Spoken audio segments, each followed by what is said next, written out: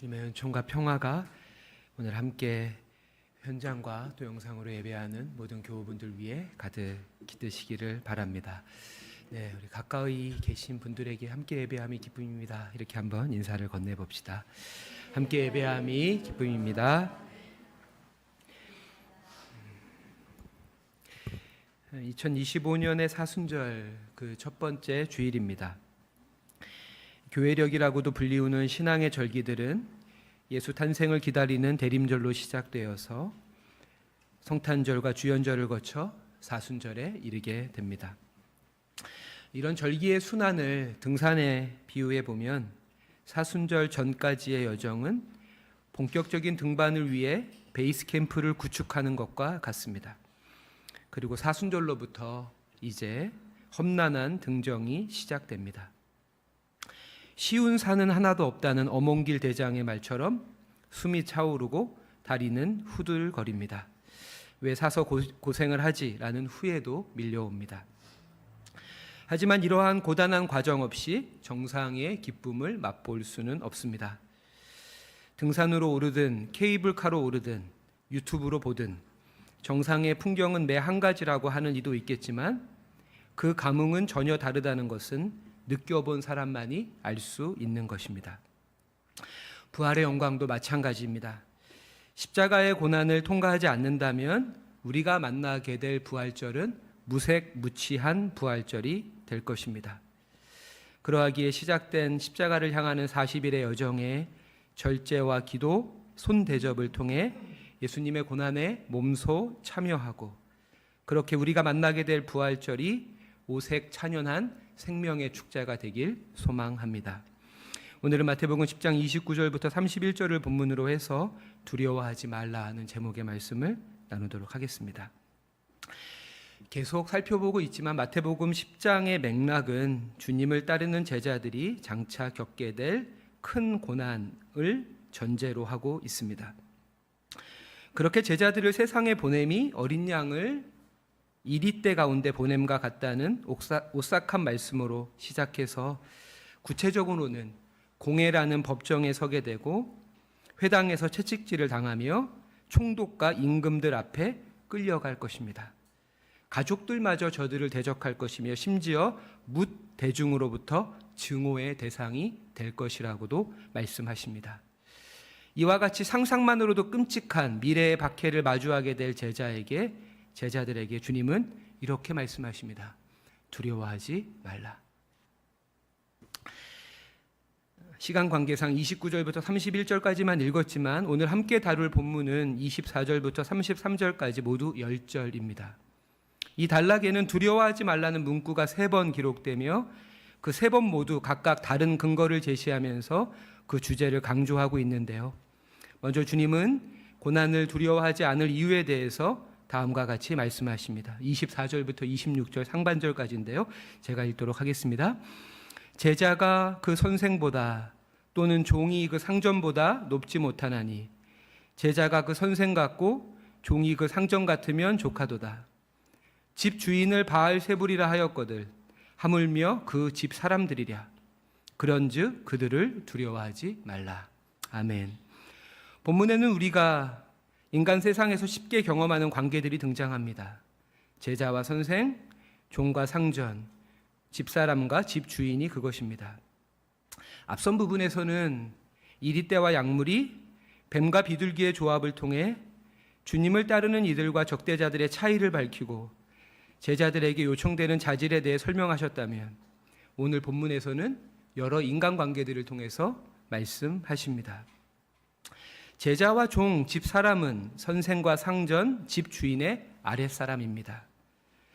물론 권위주의가 해체되고 인간 사회를 계층화하는 신분과 계급이 사라진 지 오래되었지만 여전히 우리는 우리를 더 나은 존재로 도약시켜주는 스승에 대한 공경과 직장과 사회에서 우리를 이끌어줄 선배와 어르신이 필요하다 생각합니다.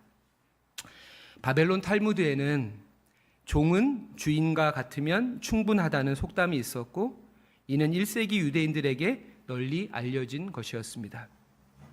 그렇게 제자와 종의 목표는 선생을 닮는 것이고 주인처럼 되는 것입니다. 제자와 종, 집사람들은 스승의 지혜와 주인의 경험, 가장의 책임을 익히고 배움으로 그들과 같이 되어야 합니다. 종신대 신약학과의 신현우 교수는 25절을 다음과 같이 사역하는데요. 화면을 봐주시면요. 제자가 그의 선생처럼 되고 종이 그의 주인처럼 되면 충분하다. 가장을 바알세불이라 불렀으니 그의 가솔들에게는 얼마나 더 심하게 하겠느냐. 그렇게 제자가 선생처럼 되어야 하고 종이 주인처럼 되어야 한다면 예수를 따르는 제자들 역시 우리의 선생이며 주인이신 예수님처럼 고난을 받아야 할 것입니다. 이는 우리가 주님의 참된 제자요 주님의 진정한 종됨임을 인증하는 것으로 성도에게 고난은 자랑이며 면류관입니다. 그렇게 십자가를 지신 주님을 믿고 따르는 교회와 그리스도인들에게 고난은 변수가 아니라 상수입니다. 오히려 고난이 없다면 더 큰 문제입니다. 그래서 시브리서 저자는 이렇게 말하는데요. 시브리서 12장 8절로 11절입니다. 징계는 다 받는 것이거늘 너희에게 없으면 사생자요 친아들이 아니니라. 11절입니다. 무릇 징계가 당시에는 즐거워 보이지 않고 슬퍼 보이나 후에 그로 말미암아 연단받은 자들은 의와 평강의 열매를 맺느니라. 아멘. 사도 바울 역시 자신을 그리스도의 종이라고 규정하면서 이렇게 말합니다. 골로새서 1장 24절인데요. 우리 함께 한번 읽어봅시다. 시작. 나는 이제 너희를 위하여 받는 괴로움을 기뻐하고 그리스도의 남은 고난을 그의 몸된 교회를 위하여. 아멘. 사순절기 십자가의 주님을 바라보면서 지금 우리가 겪고 있는 복잡다단한 고난의 현실 가운데 주님과 같이 되었으니 충분합니다 라고 고백하며 불안과 두려움을 이겨내는 저와 여러분이 되시길 바랍니다. 다음은 28절입니다. 몸은 죽여도 영혼은 능히 죽이지 못하는 자들을 두려워하지 말고 오직 몸과 영혼을 능히 지옥에 멸하실 수 있는 이를 두려워하라. 아멘. 이 말씀에는 두려워하지 말라는 말씀에 이어 두려워하라는 권면이 함께 담겨 있습니다. 그렇게 우리가 진정한 권세를 두려워할 때 거짓되고 유한한 힘의 위협과 유혹으로부터 자유로울 수 있습니다. 이를 얼핏 보면 두려움으로 두려움을 극복하라는 것으로 보이지만 사실 이 말씀에는 더 깊은 의미가 담겨져 있습니다. 이를 위해서 우리는 28절 말씀을 포함해서 마태복음 10장 전체를 주님의 십자가 순환을 내다보는 창의자 안경으로 이해해야 합니다. 공간복음서의 순환 예고는 베드로의 신앙고백 이후에 본격적으로 등장하지만 오늘 본문과 같이 그 전에도 여러 곳에서 복선처럼 숨겨져 있습니다. 28절에서는 몸은 죽여도라고 하는 표현이 십자가 순환의 복선이 됩니다. 이는 세상 권력에 제한된 힘을 가리키는 것으로 여기서 죽여도가 헬라어로는 아포크테이노입니다. 이는 개인적 원한에 의한 사적 살인이 아니라 공권력에 의한 처형을 의미하는 단어로서 주님의 십자가 사건을 가리킨다 할 수 있습니다. 무엇보다 28절의 말씀은 가상칠언 중 한 말씀과 깊이 연관이 됩니다. 가상칠언이라 불리우는 십자가 상에서 주님께서 하신 7마디 말씀은 마가복음을 제외한 3개의 복음서에 파편처럼 흩어져 있습니다. 이를 시간 순으로 배열해 보면 다음과 같은데요. 자신을 십자가에 못 박는 군인들을 향해 아버지 저들을 사하여 주옵소서가 그 첫 번째이며 자신과 함께 처형당하는 두 강도 중 하나에게 오늘 내가 나와 함께 낙원에 있으리라가 두 번째 말씀입니다. 세 번째는 홀로 남게 될 어머니 마리아를 제자 요한에게 부탁하시며 보라 내 어머니라 하신 것이고 네 번째는 하나님의 깊은 침묵 앞에 엘리 엘리 라마 사박다니 나의 하나님 어찌하여 나를 버리십니까? 라고 부르짖으신 것입니다. 다섯 번째와 여섯 번째는 내가 목마르다 다 이루었다이며 마지막 7번째 기도가 누가복음 23장 46절에 기록되어져 있는데요. 우리 본문 역시 함께 읽어보도록 하겠습니다. 시작. 예수께서 큰 소리로 불러 이르시되 아버지 내 영혼을 아버지의 손에 부탁하나이다 하고 이 말씀을 하신 후에 숨지시니라. 아멘. 이처럼 예수 자신의 육신은 대적에게 죽임을 당하지만 저들은 결코 자신의 정신과 영혼까지는 해할 수 없으며, 그렇게 주님은 자신의 영혼을 아버지 하나님의 그 의롭고 자비로운 손에 의탁하고 계십니다. 언젠가, 그리고 누구나 마주해야 할 육신의 고통과 죽음은 분명 두렵고 떨리는 일입니다.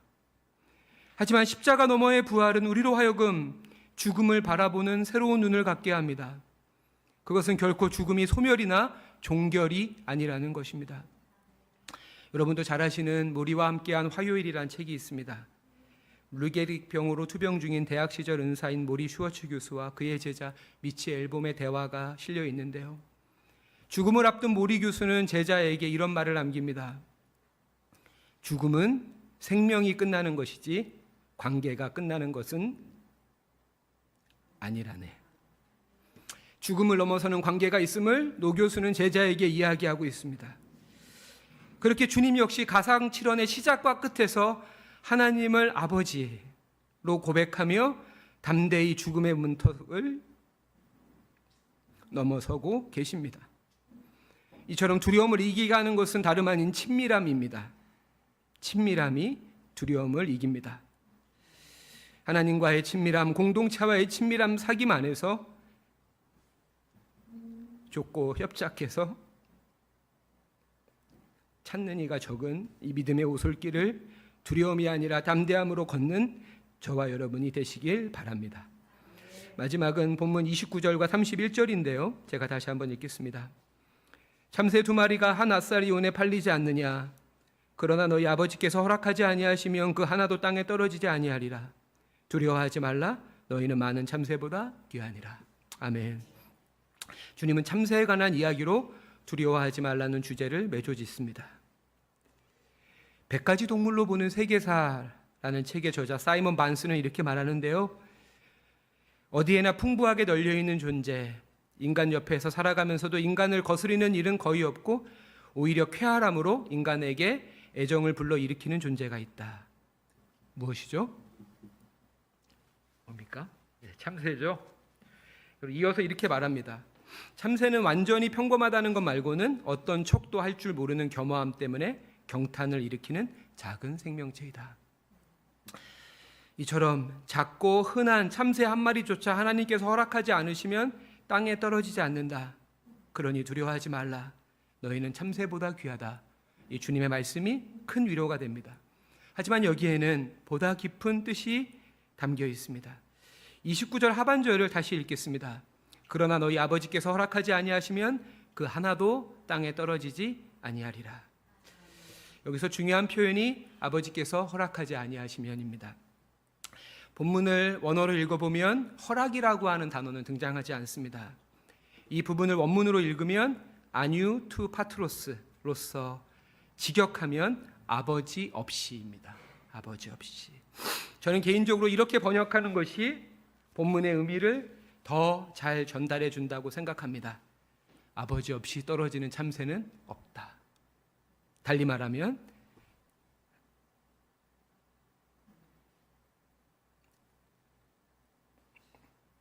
떨어지는 한 마리 참새 가운데도 하나님이 함께 하신다.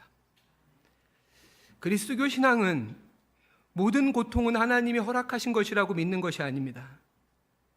진정한 우리의 믿음은 모든 고통 가운데 하나님이 함께 하신다고 믿는 것입니다. 그리고 십자가가 바로 그 확실한 증거입니다. 말씀을 맺겠습니다. 사랑하는 성도 여러분, 시작된 사순절 다시금 우리의 시선을 십자가로 향합시다. 그렇게 우리의 고통 가운데 함께 하시며 말 못한 슬픔과 아픔으로 한숨 짓고 눈물 짓는 우리의 모든 순간에 가장 친밀한 아버지로 우리 가까이 계신 주님을 신뢰하면서 지금 우리가 겪는 고난과 어려움이 하나님의 친아들 된 징표요 영광으로 여기며 믿음의 길을 굳굳이 걸어가는 그렇게 생명으로 충만한 부활을 만나게 되는 저와 여러분이 되시길 주님의 이름으로 축원합니다. 아멘. 우리 잠시 들은 말씀 기억하시면서 고든의 기도를 드리도록 하겠습니다.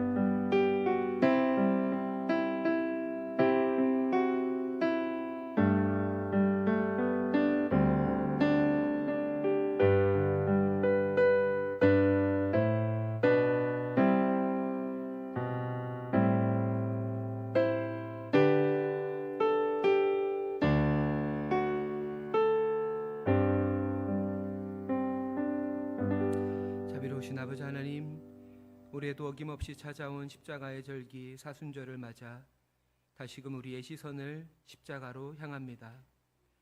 십자가를 통해 고난 속에 담긴 하나님의 사랑을 깨닫게 하시고 하나님을 아버지라 부르며 주님 가까이 나아가게 하시며 죽음으로도 끊어질 수 없는 하나님의 자녀됨의 영광을 더욱 간절히 소망케 하소서.